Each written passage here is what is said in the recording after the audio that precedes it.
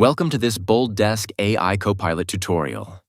In this video, I will show you how to enable AI Copilot features in BoldDesk. AI Copilot is an intelligent assistant designed to help support agents work smarter by enabling faster, high-quality, and consistent responses, while also supporting multilingual customers and streamlining knowledge management for more efficient support. To enable the AI Copilot feature in BoldDesk, I log in to the BoldDesk account.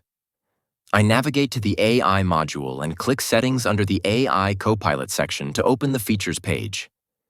Here, toggle this switch. This will activate the AI-powered features. In the Enable or Disable AI Copilot section, I select the functionalities to be activated. Then click Update to save the changes.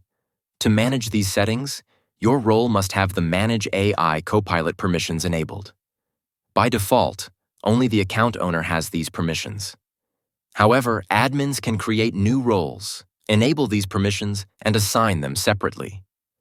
That is how AI Copilot is successfully activated in BoldDesk. Now the support team can manage tickets more efficiently and deliver better customer experiences. If you found this video helpful, please like and subscribe to our channel for more tutorials. Thanks for watching.